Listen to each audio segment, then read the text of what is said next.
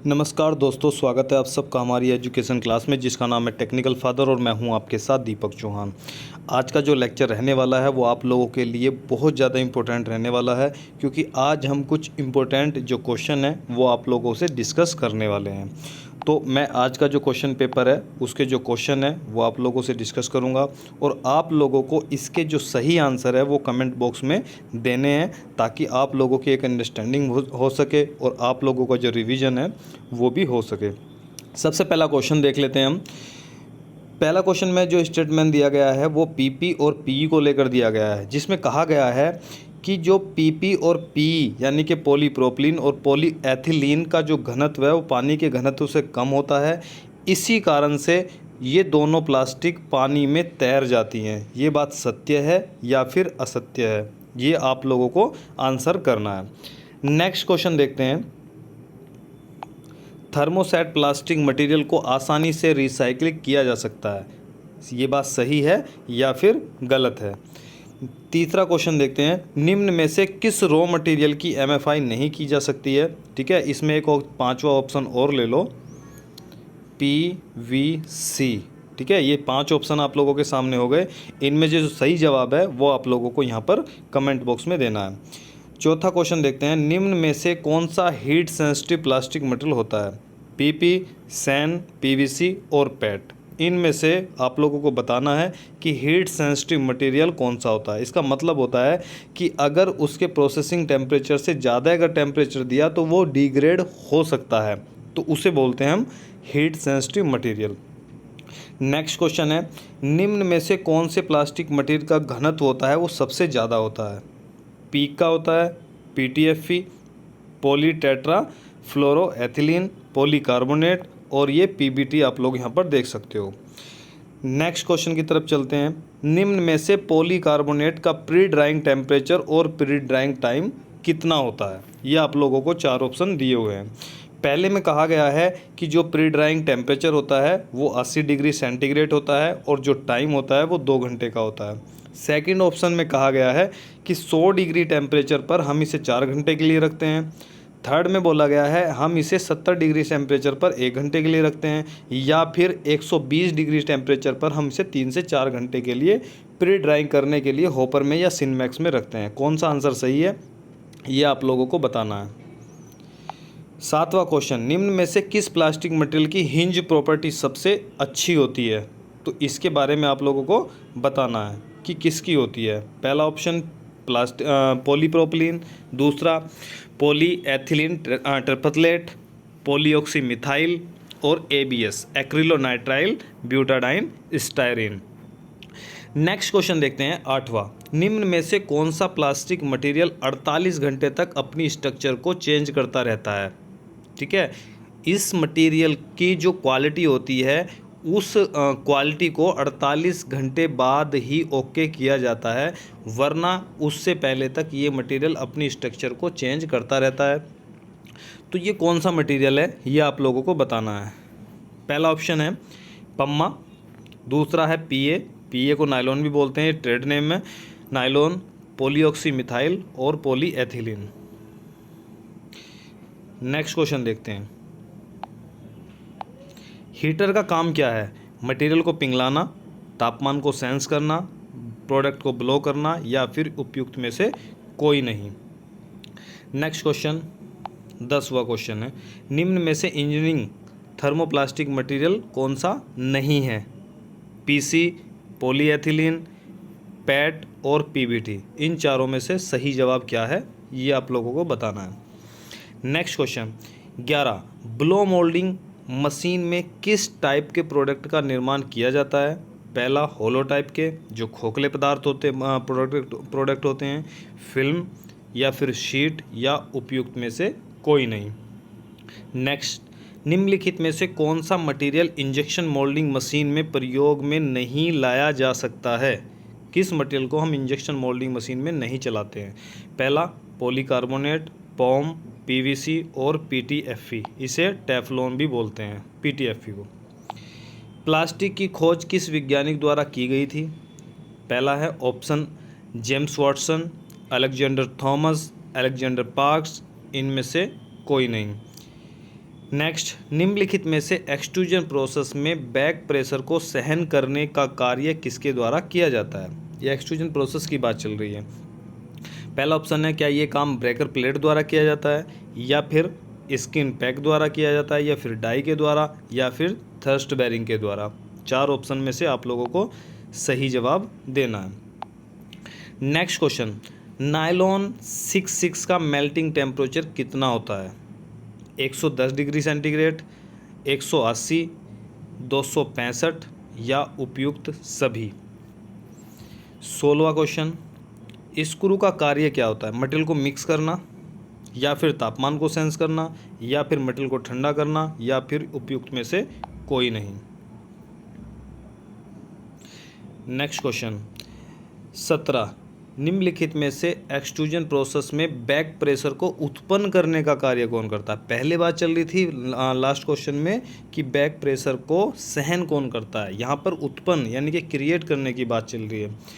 तो पहला ऑप्शन देखते हैं, breaker plate, screen pack, die, या फिर thrust bearing. Next question 18, flash क्यों आता है? जो प्लास्टिक के प्रोडक्ट आप बनाते हैं तो उसमें क्या कई बार एक प्रॉब्लम क्रिएट होती है जिसे बोलते हैं आप फ्लैश। ठीक है, कई सारे डिफेक्ट और भी आते हैं, जैसे आप लोगों का क्या शॉर्ट हो गया, सिंकेज हो गया, सिल्वर हो गया। तो ये भी एक क्या है, एक ट्रबल शूटिंग के दौरान ये चीज़ें आप बोल सकते हो, डिफेक्ट बोल सकते हो। तो ये क्यों आता है? सबसे पहले ज़्यादा प्रेशर अगर होगा, इंजेक्शन प्रेशर ज़्यादा है तो आ सकता है, क्लैंपिंग कम है तो आ सकता है, ज़्यादा टेम्परेचर है तो आ सकता है, या फिर उपयुक्त सभी। इनमें से आप लोगों को सही आंसर देना है। नेक्स्ट, स्क्रू में जोन कितने होते हैं? सबसे पहले स्क्रू में जोन होते हैं feed zone, compression zone, mattering zone, या फिर उपरोक्त सभी। नेक्स्ट, हॉपर लोडर का कार्य क्या होता है? प्लास्टिक मटेरियल से नमी सोखना, या फिर प्लास्टिक मटेरियल को पिघलाना, या फिर प्लास्टिक मटेरियल को हॉपर में भरना, या उपयुक्त सभी। नेक्स्ट क्वेश्चन देखते हैं 21वां, पॉलीएथिलीन का मोनोमर होता है? क्या एथिलीन होता है, या फिर एसिटिलीन होता है, या मीथेन होता है, या फिर प्रोपलाइन होता है? ठीक है। नेक्स्ट क्वेश्चन देखते हैं 22, इंजेक्शन मोल्डिंग मशीन को पेटेंट कराया गया था? कौन से सन में इंजेक्शन मोल्डिंग मशीन को पेटेंट कराया गया था? पेटेंट का मतलब आप लोग समझते हो कि किसी भी नई चीज़ का जब आविष्कार किया जाता है तो उसे कोई और कॉपी ना कर ले, तो इसलिए उसे रजिस्टर्ड किया जाता है वीपो। ठीक है, एक वर्ल्ड ऑर्गेनाइजेशन होती है इंटेलेक्चुअल प्रॉपर्टी राइट को लेकर, तो वहाँ पर इसे पेटेंट कराया गया था। तो कब कराया गया था? ये ऑप्शन आप लोगों के सामने हैं, 1972, 1872, या फिर 1868, या फिर इनमें से कोई नहीं। नेक्स्ट 23वां, प्राइमरी प्रोसेसिंग टेक्निक कौन सी मशीन है? ठीक है, जिसमें प्राइमरी प्रोसेसिंग टेक्निक का यूज़ किया जाता है, तो निम्न में से कौन सी मशीन है? सबसे पहले इंजेक्शन मोल्डिंग की बात करते हैं, second option transfer moulding, third option casting, और फोर्थ ऑप्शन एफआरपी। 24वें की बात करते हैं, थर्मोप्लास्टिक मटेरियल के प्रकार होते हैं, कौन कौन से प्रकार हो सकते हैं? क्या कॉमोडिटीज़ का प्रकार है, या फिर इंजीनियरिंग है, या फिर स्पेशलिटी है, या फिर उपरोक्त सभी। 25वां क्वेश्चन देखते हैं, निम्न में से क्लैंपिंग यूनिट का पार्ट है? क्या स्क्रू क्लैंपिंग यूनिट का पार्ट है, क्या बैरल क्लैंपिंग यूनिट का पार्ट है, या फिर प्लेटेन, या फिर हॉपर? नेक्स्ट क्वेश्चन देखते हैं 26वां, निम्नलिखित में से प्रीफॉर्म का निर्माण किस मोल्डिंग मशीन द्वारा किया जाता है? सबसे पहले इंजेक्शन मोल्डिंग द्वारा, या फिर वैक्यूम फॉर्मिंग, या फिर रोटेशनल मोल्डिंग, या फिर एक्सट्रूजन ब्लो मोल्डिंग। 27 क्वेश्चन देखते हैं, पीई का पूरा नाम क्या है? क्या पॉलीएथिलीन है, या फिर पॉलीएस्टर है, या फिर पॉलीईथर है, या फिर पॉलीप्रोपिलीन है? नेक्स्ट क्वेश्चन हम देख लें, एबीएस का पूरा नाम क्या है? क्या ब्यूटाडाइन स्टायरिन है, एक्रिलोब्यूटाडाइन स्टायरिन? ठीक है, ये लिखने में थोड़ा अंतर है, अमीनो नाइट्राइल ब्यूटाडाइन स्टायरिन, या फिर एक्रिलेट नाइट्राइल ब्यूटाडाइन स्टायरिन? ठीक है, ये सारे ऑप्शन थे, इनमें से सही आंसर आप लोगों को देना है। 29, कंप्यूटर का चित्र बनाने के लिए किस टूल का आप लोग उपयोग कर सकते हो? तो ये भी ऑप्शन आप लोगों के सामने मैं रख देता हूँ। पेंट, क्या नोट पैड का कर सकते हो, वर्ड पैड का कर सकते हो, या फिर नन ऑफ दिस? 30 का ऑप्शन हम देखते हैं, क्वेश्चन देखते हैं, पीवीसी के स्क्रू में जो सबसे ज़्यादा लंबाई होती है जोन में, वो कंप्रेशन जोन की होती है? क्या ये बात सही है या फिर गलत है? सत्य और असत्य। Ejector road injection moulding machine का भाग होता है, ये बात सत्य है या फिर असत्य है। निम्नलिखित में से पैरिजन का निर्माण किस मोल्डिंग मशीन द्वारा किया जाता है? Injection moulding, vacuum forming, rotation moulding या फिर एक्सट्रूजन ब्लो मोल्डिंग। पॉलीस्टायरीन का घनत्व कितना होता है, जिसे डेंसिटी बोलते हैं? 0.89 से लेकर 0.90 ग्राम पर सीसी, या फिर 1.0 ग्राम पर सीसी, या 1.32 से लेकर 1.38 ग्राम पर सीसी, या फिर 2.20 ग्राम पर सीसी। सही ऑप्शन का चुनाव आप लोगों को करना है। 34वां क्वेश्चन देख लेते हैं। हॉपर का क्या काम है? प्रोडक्ट को शेप देना, प्रोडक्ट का शेप मेंटेन करना, प्रोडक्ट को ब्लो करना, या उपयुक्त में से कोई नहीं। 35वां क्वेश्चन देखते हैं। ईपीएफ की फुल फॉर्म लिखो। जो ईपीएफ होता है उसकी फुल फॉर्म यहाँ पर पूछी गई है। सबसे पहले है employee profit fund, employee provide fund, both 1 और 2, या एम्प्लॉय प्रोविडेंट फंड। ठीक है, तो ये आंसर आप लोगों को करना है। 33 ईएसआई की full form employee state insurance. क्या ये सत्य है या फिर ये असत्य है? 37वां क्वेश्चन देख लेते हैं। निम्न में से किसके द्वारा प्लास्टिक मटेरियल का ग्रेड तय किया जाता है? क्या टेंसाइल स्ट्रेंथ के द्वारा किया जाता है, या फिर डेंसिटी के द्वारा, या फिर एस कंटेंट के द्वारा, या फिर एमएफआई के द्वारा? 38वां क्वेश्चन। निम्न में से पीसी का जो घनत्व होता है वो कितना होता है? पहला ऑप्शन आप लोगों के सामने, दूसरा ऑप्शन आप लोगों के सामने, थर्ड और फोर्थ ऑप्शन आप लोगों के सामने दिया हुआ है। 39वें क्वेश्चन की बात करते हैं। तो निम्नलिखित में से एमएफआई की यूनिट कितनी होती है? ग्राम पर सीसी की क्यूब, ग्राम पर 10 मिनट, केजी सेकंड स्क्वायर, या फिर नन ऑफ दीज। 40वां क्वेश्चन देखते हैं। निम्नलिखित में से पॉलीकार्बोनेट का मोनोमर कौन सा है? क्या एथिलीन है, विनाइल क्लोराइड है, बिस्फिनोल ए और फॉस्जीन गैस है, या फिर कार्बोनेट है? 41वां क्वेश्चन। पीटीएफई को इंजेक्शन मोल्डिंग में मशीन में प्रोसेस नहीं किया जा सकता, तो इसके क्या कारण हो सकते हैं? ड्यू टू वेरी कॉस्टली, ये बहुत महंगा पड़ता है। Due to high chemical resistance, इसकी केमिकल रेजिस्टेंस रासायनिक प्रतिरोधक क्षमता ज़्यादा होती है। ड्यू टू हाई विस्कोसिटी, इसकी श्यानता ज़्यादा होती है, या फिर ऑल ऑफ द अबाव। सही आंसर आप लोगों को करना है। नेक्स्ट क्वेश्चन आप लोग देख सकते हो 42। निम्नलिखित में से बर्न मार्क के लिए कौन सा कारण इनमें से मेन है? सबसे पहले मटेरियल कंटामिनेशन, अगर प्लास्टिक में अशुद्धि होगी तो वो क्या बर्न मार्क आ सकता है, वो इसका कारण हो सकता है। या इन एडुकेट एयर वेंट्स, अपर्याप्त एयर वेंट्स है। एक्सेसिव मेल्ट टेम्परेचर, अधिक तापमान है। ऑल ऑफ द अभाव, सभी। ठीक है। 43वां क्वेश्चन देखते हैं। टारपीडो का प्रयोग निम्न में से किसे बढ़ाने के लिए किया जाता है? Space to mass ratio, compression ratio, LD ratio और मिक्सिंग। ये चार ऑप्शन में से आप लोगों को सही जवाब देना है। 44वां क्वेश्चन देखते हैं। डूलिंग को किसके द्वारा रोका जा सकता है? शट टॉप नोजल के द्वारा, या फिर रिवर्स टेपर नोजल के द्वारा, या फिर स्प्रिंग ऑपरेटेड वाल्व नोजल के द्वारा, या ऑल ऑफ द अबव। 45वां क्वेश्चन देखते हैं। 45वां। 2 प्लेट मोल्ड व 3 प्लेट मोल्ड के बीच में अगर अंतर है तो निम्न में से कौन सा ऑप्शन सही है? Ejector retainer plate, runner plate, ejector support plate, या फिर नन ऑफ दिस।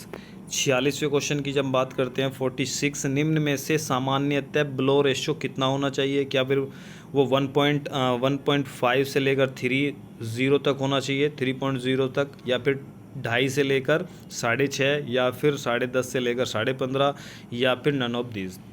47वां क्वेश्चन। निम्न में से स्टेज ब्लो मोल्डिंग का अभिविन्यास, ओरिएंटेशन की बात चल रही है यहाँ पर। यूनी एक्सल मतलब वो किस तरीके से घूमता है, बाई एक्सल, या फिर बोथ 1 और 2, या फिर नन।